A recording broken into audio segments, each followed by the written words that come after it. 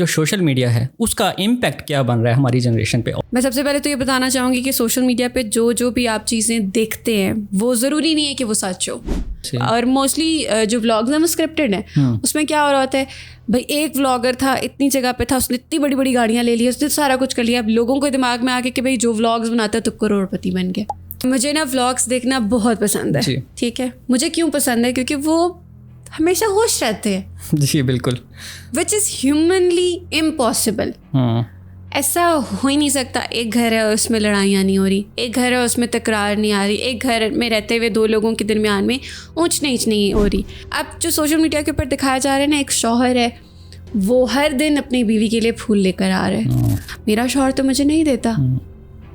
आया कंपैरिजन आ गया। वो उसके साथ इतनी प्यारी प्यारी पिक्चर्स बनाता है, रील्स लगाता है। अगर वो अपनी पिक्चर्स लगा सकता है तो हम क्यों नहीं लगा सकते? सोशल मीडिया स्टार्स जो होते हैं अपनी पर्सनल लाइफ दिखाते हैं। अगर वो इतनी परफेक्ट लाइफ गुजार रहे हैं, इतनी परफेक्ट ज़िंदगियाँ उनकी चल रही हैं, इतनी खूबसूरत वो सोशल मीडिया पे दिखा रहे हैं, इतनी लवी डवी और इतनी कोजी सी लाइफ है, तो फिर आपकी तलाक़ें क्यों हो रही हैं? उसमें हमारी जनरेशन की जो डायरेक्शन है वो इस तरह निकल गई कि हम फ़ॉरेन कल्चर से बहुत ज़्यादा इन्फ्लुएंस हो गए। आप किसी को अपना हमसफ़र नहीं मानते, लेकिन आप क्या कर रहे हैं कि आप उनके साथ बाकी सारे ताल्लुकात रख रहे हैं, लेकिन उनको अपना हमसफ़र नहीं मानते। आप कहते हैं जी मैं आपके साथ भी हूँ, लेकिन मैं और सबके साथ भी हो सकता हूँ। तो ये एक नॉर्मल बन चुका है। आपने देखा होगा कि आज से 10 साल पहले तक हमारे बच्चे, हम खुद भी शलवार कमीज़ दुपट्टा पहना करते थे। एब्सोल्युटली। अब आप मुझे बताएं कि गिनती में माएँ भी हमारी दुपट्टे नहीं लेती। हमारा अपना कल्चर ख़त्म होता जा रहा है। हम ऐसी कौम है कि किसी के साथ बुरा होगा तो हम उस पर खुश होंगे। ऑब्वियसली। अच्छा हुआ ना। आपने अक्सर सुना होगा, आपने अक्सर देखा होगा कि आप लोगों के हमारे घरों में भी अगर कोई हमारा दुश्मन है, कोई राइवल है, कोई चाची मामी है, कोई ताई है, इस तरह करके हमारी कोई राइवलरी चल रही होती है, तो हम उनके साथ बुरा होता है तो हम बड़ा खुश होते हैं। देखा साढ़े नाल कितना सी ना, ਤੁਹਾਡੇ नाल भी हो गया।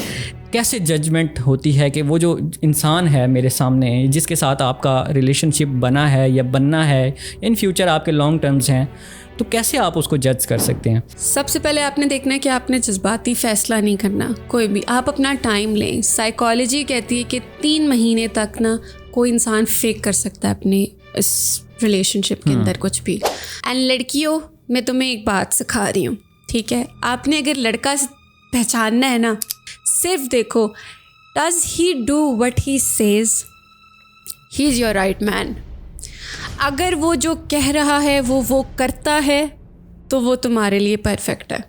अगर मर्द किसी औरत से मोहब्बत करता है ना, तो भाई पहाड़ कुछ भी नहीं है, वो पहाड़ों को हिला सकता है। एक्चुअल बात है, आप मेरे से एग्री करेंगे इस बात पे, कर सकते हैं। और मर्द को पहले सेकंड पता होता है, पहले दफ़ा जब वो औरत से मिलता है ना, उसको पता होता है कि इसको मैंने ख्वार कराना है या इसको मैंने अपने घर लेके जाना है।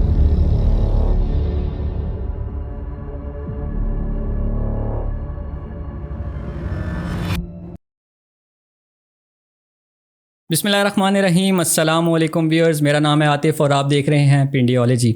अच्छा, आज का पॉडकास्ट स्टार्ट करने से पहले मैं बताता चलूं कि अगर आप लोग भी हमारे पॉडकास्ट का हिस्सा बनना चाहते हैं तो कॉन्टैक्ट नंबर आपको कहीं ना कहीं बायो में मिल जाएगा। आप उसके थ्रू कॉन्टैक्ट करके हमसे रब्ता कर सकते हैं।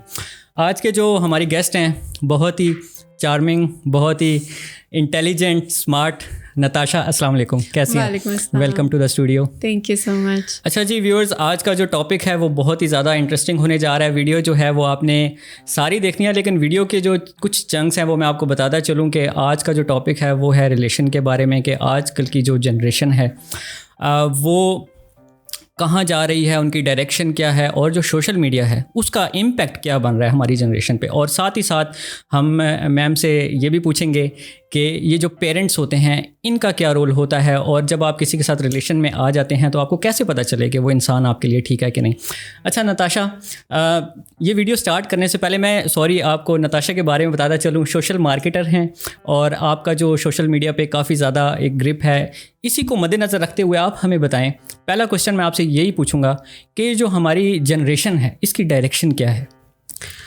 Thank you so much. पहले तो आतिफ़, आपने मुझे यहाँ बुलाया है, आप बहुत अच्छा काम कर रहे हैं। Thank you so much. और as being a social media marketer, मेरा काफ़ी लोगों से ऐसे मिलना जुलना रहता है। और वैसे भी पर्सनल लाइफ के अकॉर्डिंग भी अगर मैं आपको बताऊं तो हम खुद ही लोगों को अपनी तरफ अट्रैक्ट कर रहे हैं।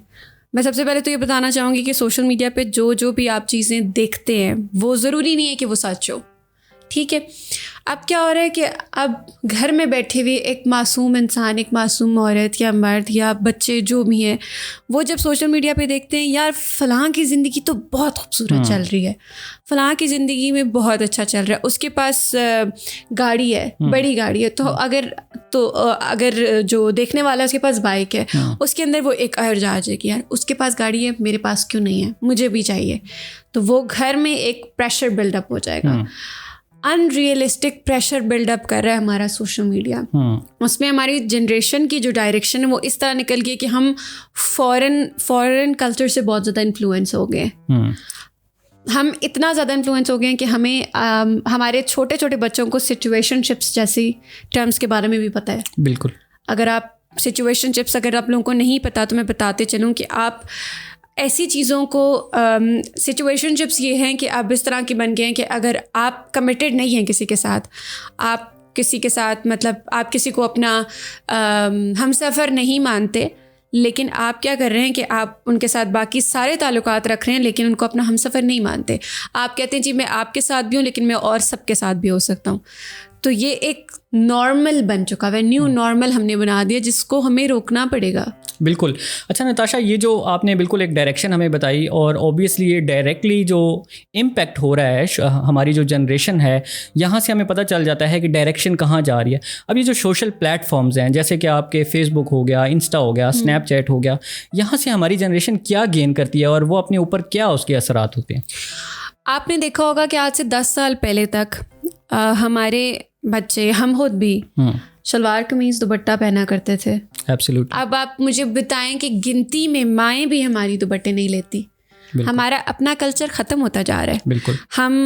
हम अगर अपने आप को देखें तो अब हम इतने उस इन्फ्लुएंस के अंदर आ चुके हैं कि अगर हम शलवार कमीज़ पहनेंगे तो हमें लगेगा कि मैं खुद बताऊं तो अगर मैं कहीं शलवार कमीज़ पहन के चले जाऊंगी तो लोग मुझे पेंडू समझेंगे। ऑफ लगता है इंसान को, ऑफ लगता है। बिल्कुल। और इतनी जीनत थी उस चीज़ की, इतनी खूबसूरती थी उस चीज़ के अंदर, लेकिन नहीं मानी जाती। बिल्कुल ऐसे ही है।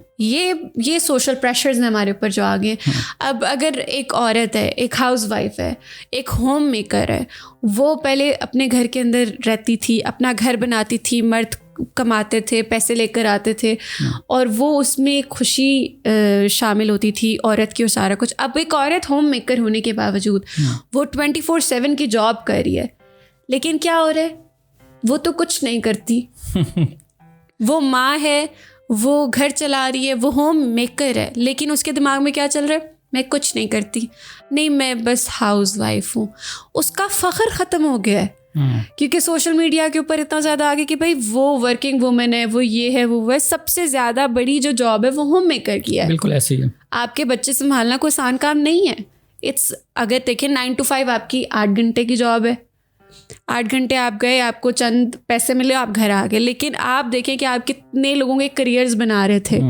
आप एक माँ होने का एक रोल अदा कर रही थी, होम मेकर बनी थी। अब नहीं है कुछ भी ऐसा। अच्छा नताशा, मुझे ये बताएं कि सोशल मीडिया तो ऑब्वियसली इम्पैक्ट करता ही करता है, लेकिन ये इंसान की नेचर में ऐसा क्यों है कि हमेशा जब इंसान अपने से एक ऊपर की चीज़ देखता है तो वो ही उसको क्यों अच्छी लगती है या बुरी लगती है, उसी से क्यों? हालांकि सोशल मीडिया पे आपको कमतर भी लोग नज़र आते हैं और बहुत सारे लोग, हम अक्सर वीडियोस देखते हैं ये जैसे कि वायरल जो हो जाती है कि उनके साथ ये हो गया, ऐसे हो गया, तो आप वहाँ से क्यों नहीं सीखते कि देखें लोगों के साथ क्या क्या हो रहा है?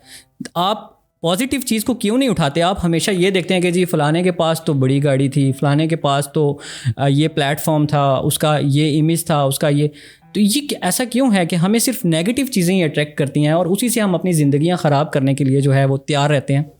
आतिफ, आपका क्वेश्चन बहुत अच्छा है और मैं अक्सर औकात इस चीज़ के ऊपर बात करती हूँ कि हम इनसिक्योर हैं, हम एज अ कॉम इनसिक्योर हैं। हम उस सिंड्रोम से ही बाहर नहीं निकल पा रहे कि हम थर्ड वर्ल्ड कंट्री के अंदर रहते हैं। हम कभी भी नहीं देखेंगे कि किसी के साथ बुरा हो गया, और हम ऐसी कॉम है कि किसी के साथ बुरा होगा तो हम उस पर खुश होंगे। ऑब्वियसली अच्छा हुआ ना। आपने अक्सर सुना होगा, आपने अक्सर देखा होगा कि आप लोगों के हमारे घरों में भी अगर कोई हमारा दुश्मन है, कोई राइवल है, कोई चाची मामी है, कोई ताई है, इस तरह करके हमारी कोई राइवलरी चल रही होती है तो हम उनके साथ बुरा होता है तो हम बड़ा खुश होते हैं। देखा साढ़े नाल कितना सी ना ਤੁਹਾਡੇ ਨਾਲ भी हो गया। तो ये वाली चीज़ बहुत ज़्यादा होती है। अब इसमें मैं आपको चीज़ बताऊँ क्या होता है कि हमने ना अपनी इनसिक्योरिटी को, अब सोशल मीडिया को मैंने पढ़ा है, मैंने उसको समझा है, उसकी पूरी एक साइकोलॉजी है। हम उसमें पता है क्या देखते हैं, हम बड़ी बड़ी गाड़ियाँ ऐसे फॉलो क्यों करते हैं? क्योंकि हमें पता है हम वो हासिल नहीं कर सकते। हम दूसरों को देख के दूसरों की चीज़ों में खुशी ढूंढने की कोशिश करते हैं। अब व्लॉग्स हैं, मैं भी आजकल अपने व्लॉग्स बना रही हूँ, ठीक है, मेरी भी नॉर्मल घर है, हमें नहीं कोई इस तरह करके होते, रोज स्क्रिप्ट नहीं कर सकती मैं। और मोस्टली जो व्लॉग्स हैं वो स्क्रिप्टेड हैं। उसमें क्या हो रहा होता है, भाई एक व्लॉगर था, इतनी जगह पे था, उसने इतनी बड़ी बड़ी गाड़ियाँ ले ली, उसने सारा कुछ कर लिया। अब लोगों को दिमाग में आके कि भाई जो व्लॉग्स बनाता है तो करोड़पति बन गया। बिल्कुल ऐसी है, सब उसी राह पे लग गए। अब ये क्योंकि हमारी ऑडियंस जो हमें नॉर्मली हमें फॉलो करती है, वो हमारे पॉडकास्ट वगैरह देखती है, तो ये चीज़ें हम अक्सर हाईलाइट करते हैं कि जो सोशल इन्फ्लुएंसर होता है वो समटाइम ऐसे चैलेंजिंग फेसेस पे आ जाते हैं कि आपको उनके साथ compete करना भी बड़ा मुश्किल हो जाता है as a normal human being. मतलब आप वैसे जिस तरह आपने बोला ना कि हम कभी उन चीज़ों को हासिल नहीं कर सकते, लेकिन वो समटाइम इतनी competitive हो जाती हैं उन लोगों के लिए भी, तो वो इम्पॉसिबल हो जाती हैं। और मेरे ख़्याल से ये जो इम्पैक्ट एक आम इंसान, जैसे कि आप, मैं, हमारा माशरा एक आम इंसान है, हमारा काम क्या होता है, मोबाइल देखना, स्क्रॉल करना और अपने कामों में लग जाना, लेकिन कहीं ना कहीं वो हमारे दिमाग में एक चीज़ फिट हो जाती है कि यार वो लोग कैसे लोग हैं, वो लोग कैसे कर रहे हैं। और स्पेशली रिलेशंस की जब चीज़ें आती हैं, क्योंकि आज हमारा टॉपिक रिलेशन का है, तो बहुत सारे कुछ ऐसे भी होते हैं जो फेक रिलेशंस दिखा रहे होते हैं, लेकिन हम एज अ घर देखने वाले लोग ये समझ होते हैं यार हमारा रिलेशन ऐसा क्यों नहीं है। तो एक कहीं ना कहीं इंसान को एहसास कमतरी वो वहाँ पे आ जाता है। तो आप कोई हमारी ऑडियंस को एक ऐसा मैसेज दें कि यार जो आप चीज़ें स्क्रीन्स पे देखते हैं या जो आप सोशल मीडिया पे देखते हैं वो आपकी लाइफ ज़्यादा जो है ना डिस्ट्रैक्ट ना करें। मैं आपको बताऊँ, मैं अपना पर्सनल एक्सपीरियंस शेयर करती हूँ इस चीज़ के अंदर। मुझे ना व्लॉग्स देखना बहुत पसंद है, ठीक है। मुझे क्यों पसंद है? क्योंकि वो हमेशा होश रहते हैं। जी बिल्कुल, विच इज़ ह्यूमनली इम्पॉसिबल। ऐसा हो ही नहीं सकता। एक घर है उसमें लड़ाइयाँ नहीं हो रही, एक घर है उसमें तकरार नहीं आ रही, एक घर में रहते हुए दो लोगों के दरमियान में ऊंच नीच नहीं हो रही, तौलिया तुमने यहाँ फेंक दिया, उठाओ यहाँ से, ये नहीं हो रहा। ये हर घर की कहानी है। लेकिन क्या होता है, देखने में कितना अच्छा लगता है ना, और फिर हम कंपैरिजन करते रहते हैं। अब जो सोशल मीडिया के ऊपर दिखाया जा रहा है ना, एक शौहर है वो हर दिन अपनी बीवी के लिए फूल लेकर आ रहा है। वो अपनी बीवी को, यार उस वाले सोशल मीडिया स्टार ने ना अपनी बीवी को गाड़ी गिफ्ट की थी। अब उसने एक ने फ्लावर्स दिए, एक ने गोल्ड दिया, मेरा शौहर तो मुझे नहीं देता। आया कंपैरिजन आ गया। वो उसके साथ इतनी प्यारी प्यारी पिक्चर्स बनाता है, रील्स लगाता है। अगर वो अपनी पिक्चर्स लगा सकता है तो हम क्यों नहीं लगा सकते? भाई आपका प्राइवेसी कंसर्न अलग है, वो पैसे कमा रहे हैं उस चीज़ से। टेक्निकली भी इम्पॉसिबल है कि आप लोग अलहदा लोग हैं, वो एक अलग इंसान है, आप एक अलग इंसान है, आप एक फैमिली अलग फैमिली से हैं। आपकी फैमिली पर्दे करती है, वो नहीं दिखाना चाहती दुनिया में इतने लोग हैं। अब आप देखें कि ये सोशल मीडिया स्टार्स जो होते हैं अपनी पर्सनल लाइफ दिखाते हैं। अगर वो इतनी परफेक्ट चल रही होती तो हर 2 दिन के बाद इनकी क्यों न्यूज़ आ रही थी कि इनकी तलाक़ें हो गई हैं? बिल्कुल सवाल है कि नहीं? आप मुझे बताएं। अगर वो इतनी परफेक्ट लाइफ गुजार रहे हैं, इतनी परफेक्ट जिंदगियां उनकी चल रही, इतनी खूबसूरत वो सोशल मीडिया पे दिखा रहे हैं, इतनी लवी डवी और इतनी कोजी सी लाइफ है, तो फिर आपकी तलाक़ें क्यों हो रही हैं? ऐसा क्या हो गया आप 5 मिनट के बाद अलहदा हो रहे हैं? आप लोगों को सोचने की ज़रूरत है। जो आपके पास है वो रियल है।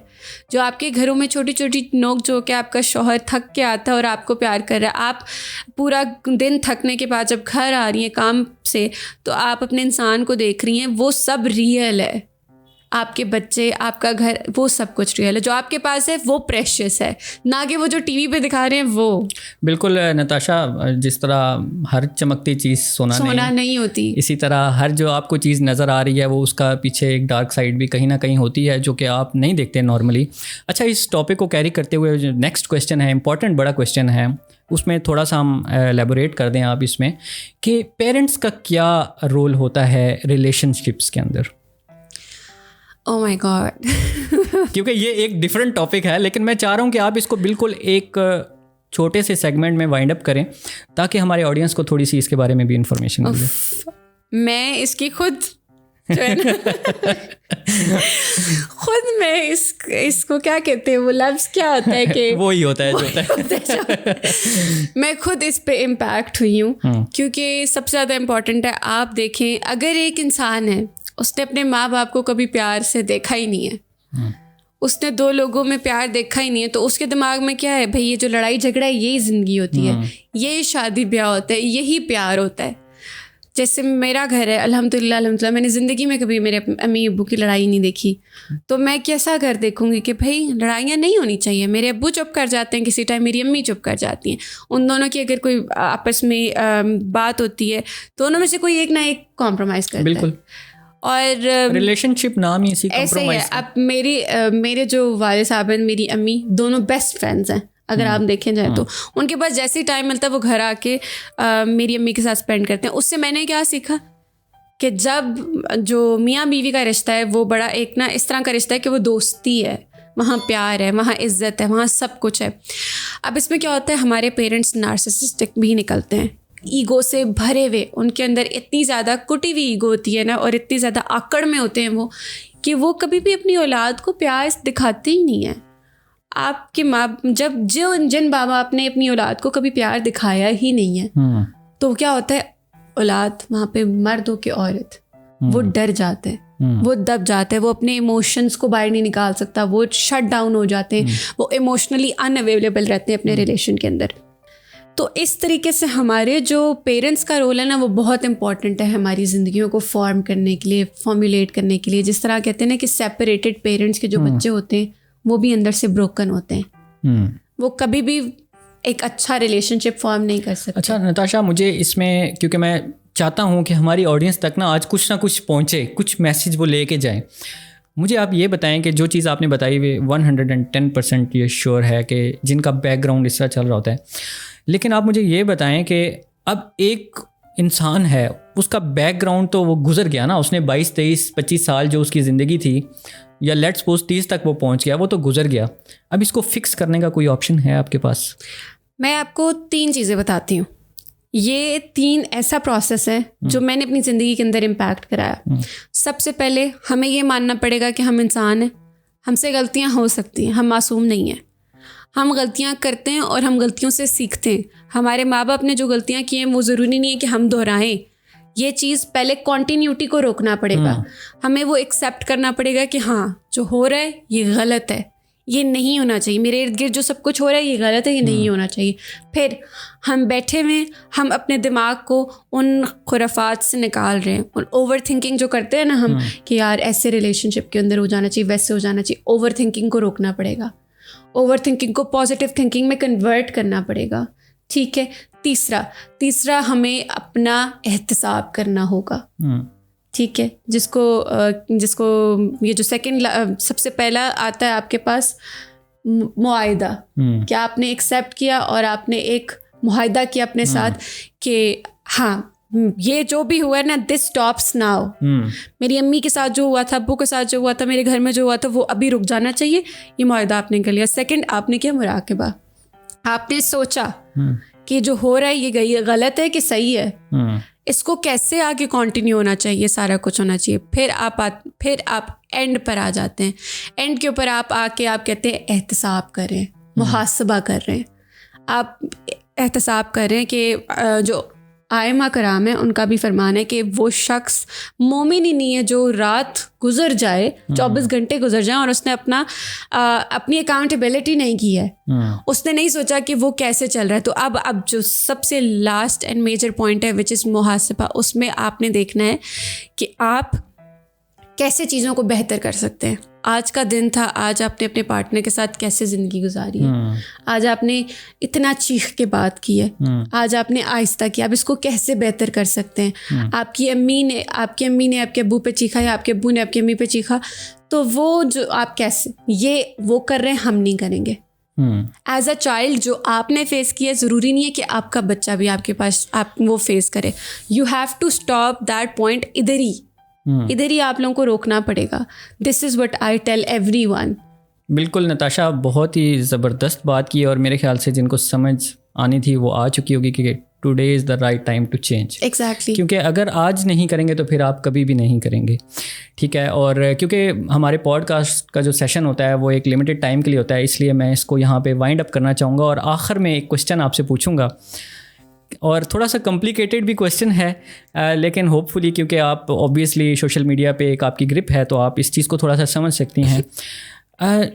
थोड़ा सा इस चीज़ के बारे में आप हमें बताएं कि रिलेशनशिप में जब आप किसी के साथ रिलेशनशिप होता है तो कैसे जजमेंट होती है कि वो जो इंसान है मेरे सामने जिसके साथ आपका रिलेशनशिप बना है या बनना है, इन फ्यूचर आपके लॉन्ग टर्म्स हैं, तो कैसे आप उसको जज कर सकते हैं? मैं चाहूँगा आप इस पर थोड़ा सा हाईलाइट करें और फिर यहाँ पे किसी गुड नोट पे हम लेके चलें इस वीडियो को। मैं इसको ना बस थोड़ा सा समराइज़ ही करूँगी। जी। सबसे पहले आपने देखना है कि आपने जज्बाती फ़ैसला नहीं करना कोई भी, आप अपना टाइम लें। साइकोलॉजी कहती है कि 3 महीने तक ना कोई इंसान फेक कर सकता है अपने इस रिलेशनशिप के अंदर, कुछ भी सारा कुछ वो फेक कर सकता है, लेकिन आपने देखना है, आपने टाइम लेना है।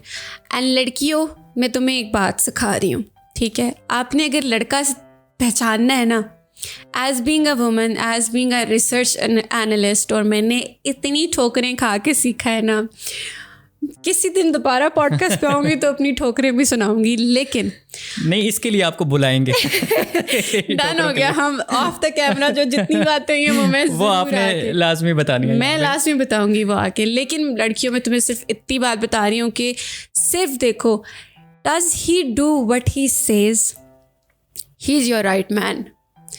अगर वो जो कह रहा है वो करता है तो वो तुम्हारे लिए परफेक्ट है।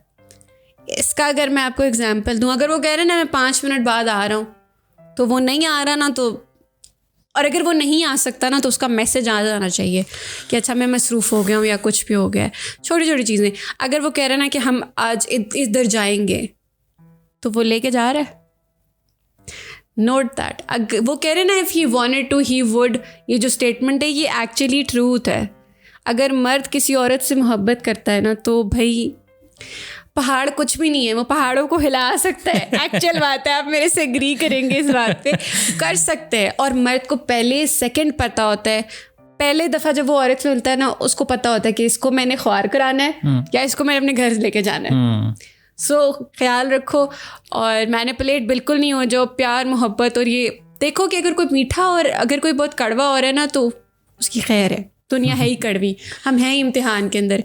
लेकिन अगर कोई बहुत मीठा हो रहा है ना, बहुत तारीफ़ें कर रहा है, ये रेड फ्लैग है। हाँ, ये रेड फ्लैग है कि कोई इतना ज़्यादा कोई मीठा हो नहीं सकता।